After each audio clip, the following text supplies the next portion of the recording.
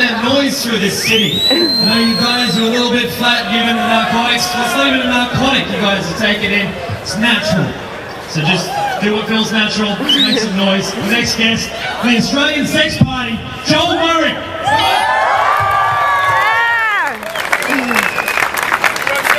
Hey guys, firstly I just want to acknowledge the traditional owners of the land which we're gathered on. I pay my respects to the elders, present and past.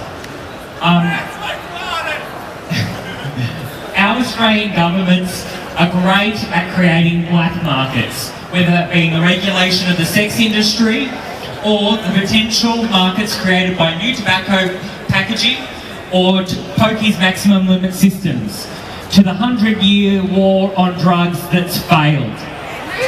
Yes! The Australian Sex Party is a libertarian party that believes in the rights of individuals to make informed choices about their personal lives, unrestricted by government. The Australian Sex Party really started as a reaction to Conroy's ISP filter that failed, anti-censorship, and also to the increasing wowserisms of our politicians that are elected in Parliament today.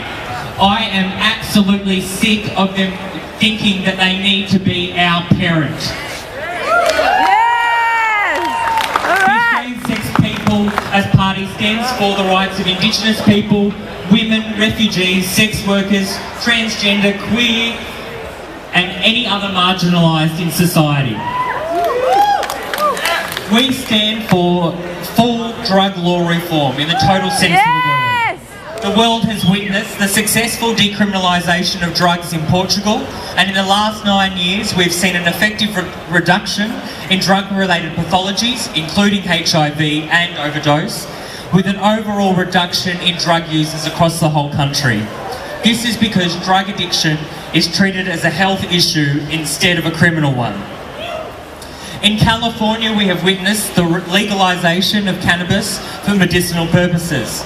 Australia prides itself in the innovation achieved by our medical teams. However, all the money raised by the community to try and reduce the effects of cancer are, in my opinion, we're not getting to the right debate about how cannabis can have a positive impact on alternative approach to treating medical conditions.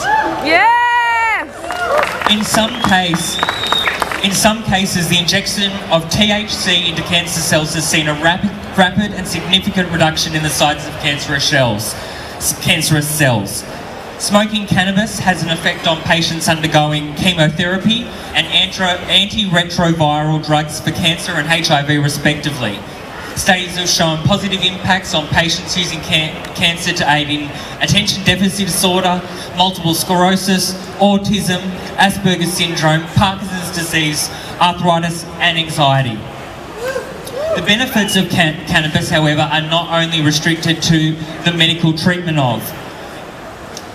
Commercially grown hemp in its many textiles, in many applications such as textiles, a substitute for cotton growing, forestry and energy, provide environmental and ecologically sustainable land use practices that are more suitable for our dry climate.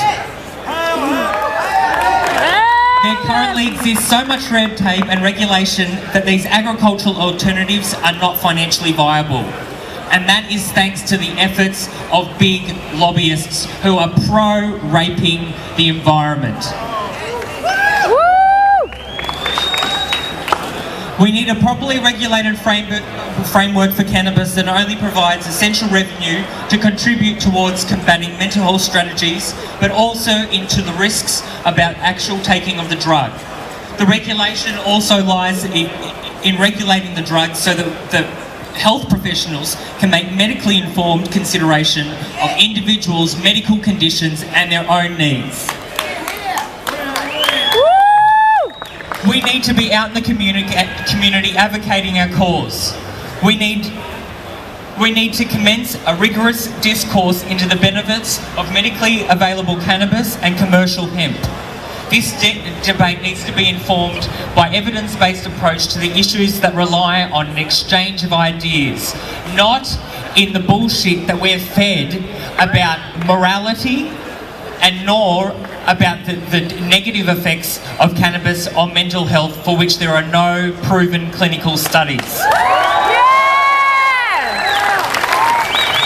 We have committed to this cause today, and we have started the debate here today.